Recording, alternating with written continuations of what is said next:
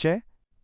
परिचय किसी भी संगठन के कार्य को सफलतापूर्वक चलाने के लिए उसका एक कार्यालय होता है। आज ऐसी संस्था की कल्पना करना भी कठिन है जहां एक सुव्यवस्थित कार्यालय न हो। संस्था चाहे कोई भी हो, स्कूल, कॉलेज, कारखाना, दुकान या अस्पताल, उसका प्रशासन चलाने के लिए उसका एक कार्यालय होना आवश्यक है। कार्यालय का अर्थ केवल शाब्दिक नहीं है, जिसके अनुसार कार्य जोड़ आलय का अर्थ कार्य करने का स्थान होता है।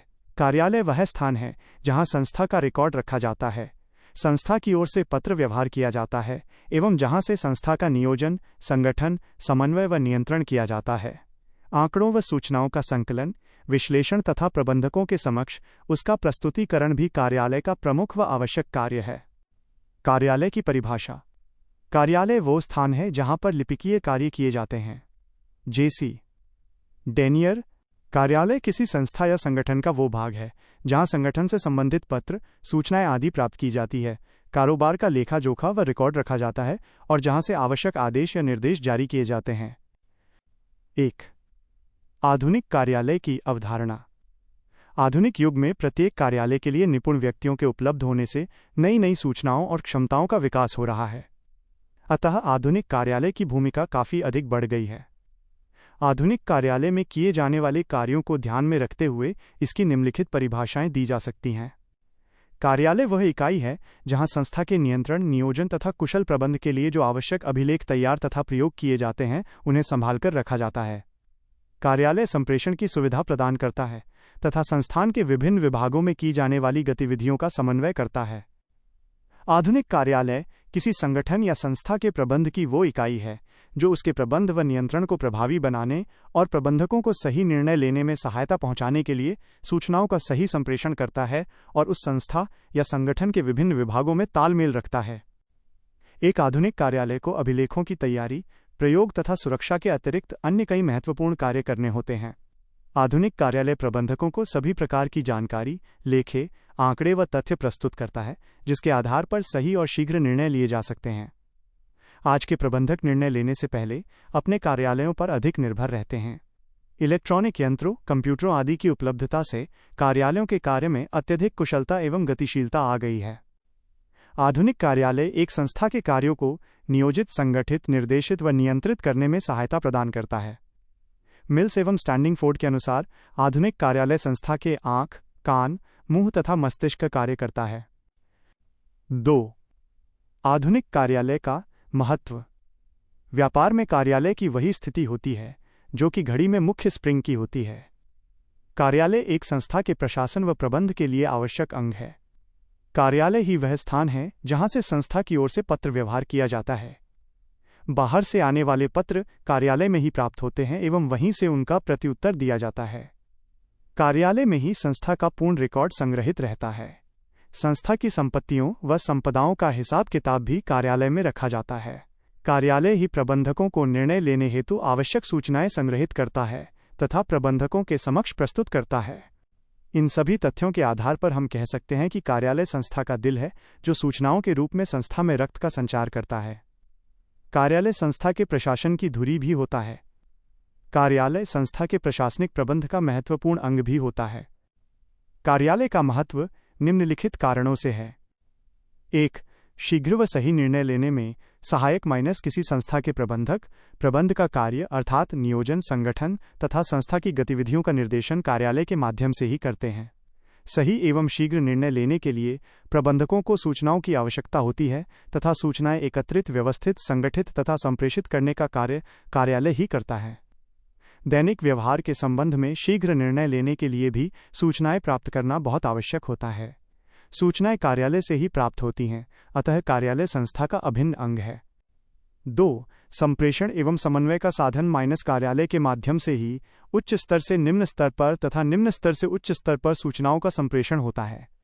कोई भी संस्था तब तक सफल नहीं हो सकती है जब तक उसके उद्देश्य, योजनाएं, आदेश तथा परिणाम वांछित दिशाओं में संप्रेषित न किए जाएं।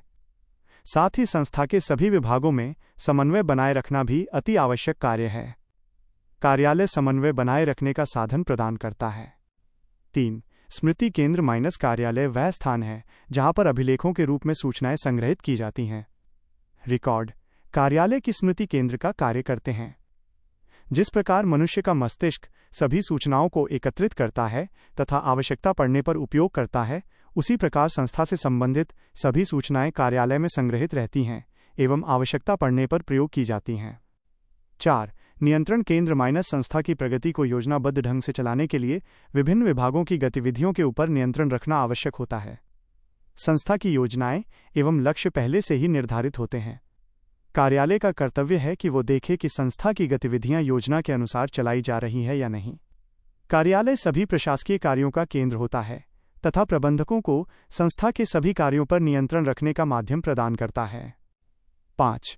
कार्यालय प्रबंधकों की आंख, कान, मुंह तथा मस्तिष्क के रूप में प्रबंधक कार्यालय के माध्यम से ही तथ्यों को देखते सुनते हैं। जो भी सूचनाएं कार्यालय प्राप्त करता है उसका वैज्ञानिक प्रस्तुतिकरण व विश्लेषण करके उनसे तर्कसंगत व विवेकपूर्ण निष्कर्ष निकालने में भी सहायता करता है। 3. कार्यालय के विभाग अथवा विभागीकरण। विभिन्न संस्थाओं में पृथक प्रकृति एवं ढंग से कार्य किए जाते हैं। व्यापार से संबंधित सभी क्रियाओं को एक ही स्थान पर अथवा एक अविभाजित कार्यालय में करना संभव नहीं है। क्रियाओं को उचित प्रबंध व्यवस्था के उद्देश्य से इकाइयों में समूहीकरण करने की प्रक्रिया को विभागीकरण कहते हैं। इसी प्रकार से स्थापित किए गए समूहों अथवा इकाइयों को विभाग, शाखा अथवा इकाई कहते हैं। विभागीकरण के आधार एक संस्था की विभिन्न इकाइयों को निम्नलिखित आधार पर शाखाओं अथवा विभागों में बांटा जा सकता है। 1.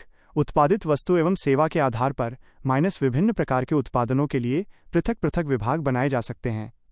विभागीकरण का मुख्य उद्देश्य प्रत्येक विभाग की सफलताओं को अलग से जानना होता है ताकि अच्छे व बुरे परिणाम के लिए प्रत्येक विभाग को उत्तरदायी ठहराया जा सके।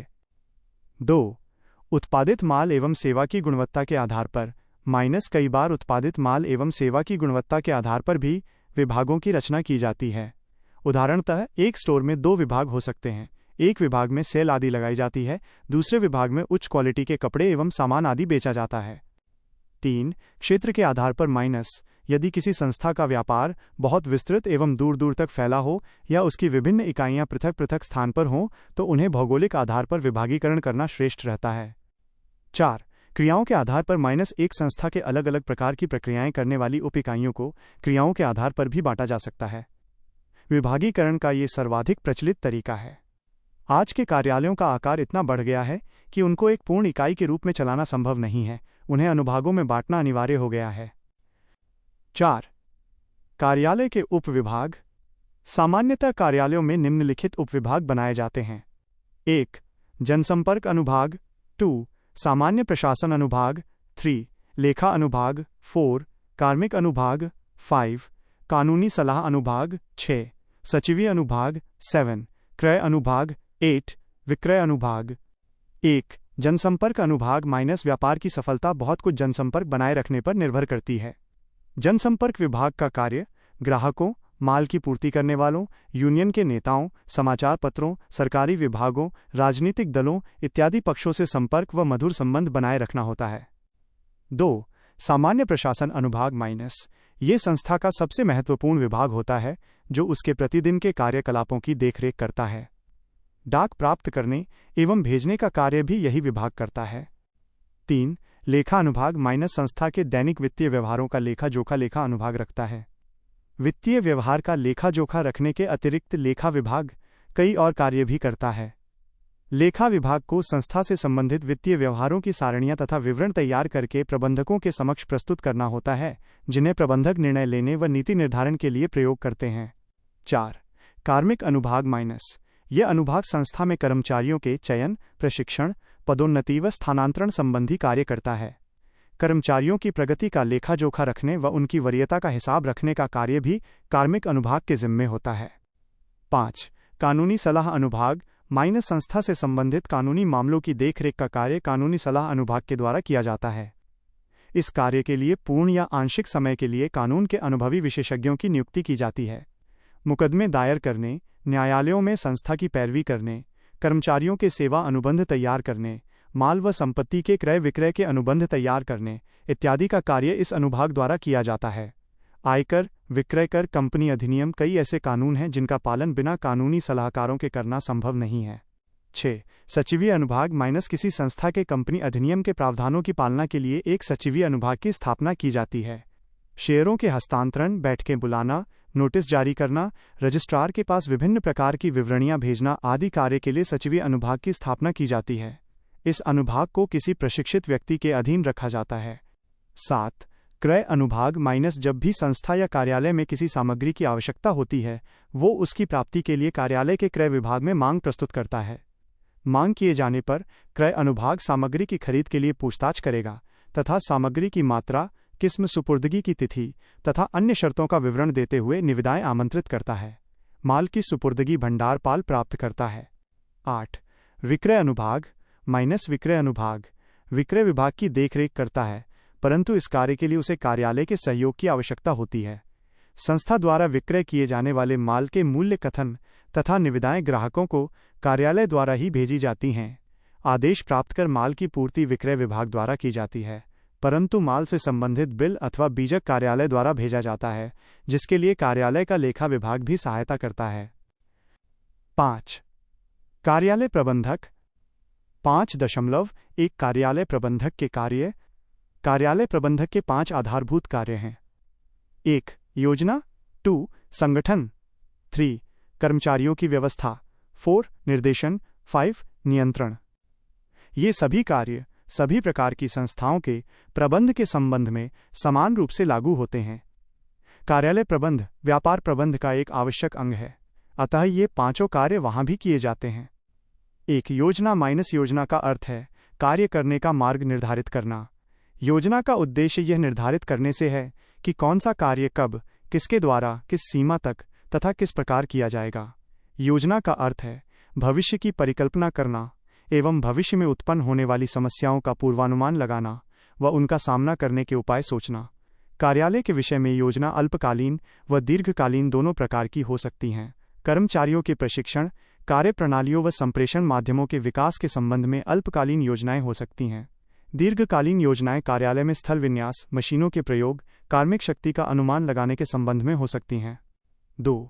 संगठन माइनस संगठन का अर्थ कार्य को विभिन्न दलों में बांटना तथा उनके बीच समन्वय स्थापित करना और साथ साथ कार्य करने के लिए स्वस्थ वातावरण बनाना है। कार्यालय प्रबंधक कार्य को नियमित रूप से विभिन्न कार्यकर्ताओं में बांटकर कार्यालय के उद्देश्य को प्राप्त करता है। कुशल प्रबंध से ही कार्यालय की सफलता सुनिश्चित होती है।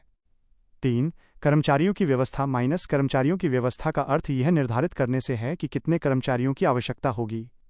इसमें उम्मीदवारों का चयन, पदों के लिए नियुक्ति, पारिश्रमिक का निर्धारण तथा कर्मचारियों का प्रशिक्षण शामिल है। 4.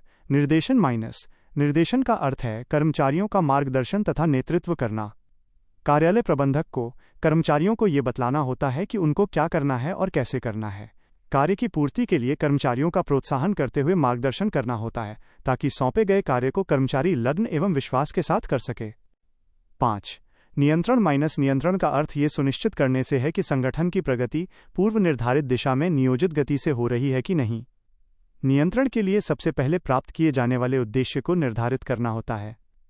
सारांश में नियंत्रण से अभिप्राय संस्था पर अंकुश बनाए रखने से है। कार्यालय प्रबंधक का अधिकांश समय कार्यालय की गतिविधियों के नियंत्रण व संस्था की देखरेख में व्यतीत होता है। कार्यालय ही वो स्थान है जहां विभिन्न विभागों में हो रहे कार्यों की प्रगति की सूचना प्राप्त करके उनका विश्लेषण किया जाता है। कार्यालय में नियंत्रण के मुख्य विषय हैं डाक व्यवस्था, कार्यालय उपकरणों का रखरखाव एवं प्रयोग, टेलीफोन सेवाएं, लेखन सामग्री का प्रयोग एवं पूर्ति, कार्मिक प्रबंध, कार्यालय लागत की देखरेख तथा काम का बंटवारा। 5.2 कार्यालय प्रबंधक के कर्तव्य व उत्तरदायित्व। कार्यालय प्रबंधक एक ऐसा व्यक्ति है जो उच्च प्रबंधकों के प्रति कर्तव्यबद्ध है तथा अधीनस्थ कर्मचारियों के प्रति उत्तरदायी है। कार्यालय कार्य के संबंध में वह सर्वेसर्वा है। कार्यालय प्रबंधकों के कर्तव्य एवं उत्तरदायित्वों को 4 श्रेणियों में वर्गीकृत किया जा सकता है। 1. उच्चतम प्रबंधकों के संबंध में माइनस कार्यालय प्रबंधक प्रबंधकों का ऐसा प्रतिनिधि होता है जिसे कार्यालय के संचालन के अधिकारों का प्रतिनिधित्व किया जाता है, अतः वो कार्यालय के कुशल संचालन के लिए अपने अधिकारियों के प्रति उत्तरदायी होता है। उसे कार्यालय की प्रगति, कर्मचारियों की समस्याओं इत्यादि के संबंध में अपने अधिकारियों को रिपोर्ट देनी होती है। 2. कार्यालय कार्य के संबंध में माइनस कार्यालय प्रबंधक को कार्यालय कार्य के संबंध में पूरी जानकारी होनी चाहिए। उसे कार्यालय कार्य की लागत में कमी लाने का प्रयत्न करना चाहिए तथा उसकी गुणवत्ता व मात्रा पर नियंत्रण रखना चाहिए।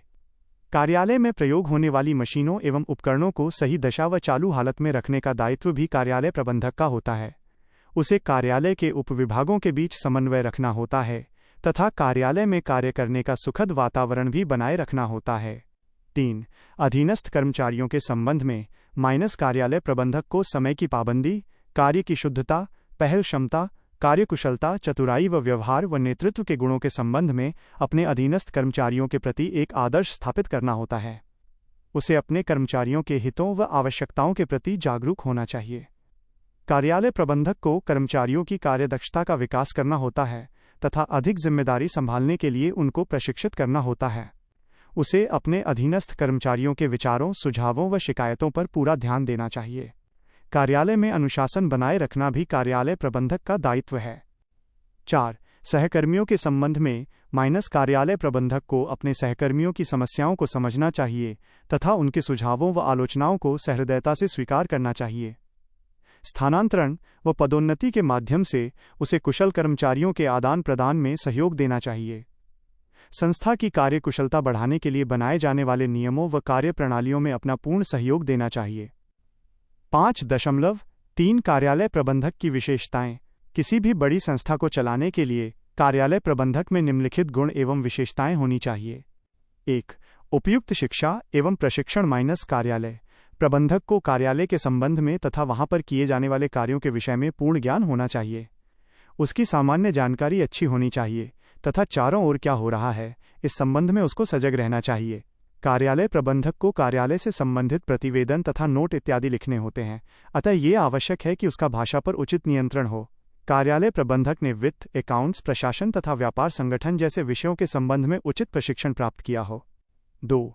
लग्न, कर्तव्यपरायणता, व्यवहार कुशलता तथा स्वतः नियंत्रण।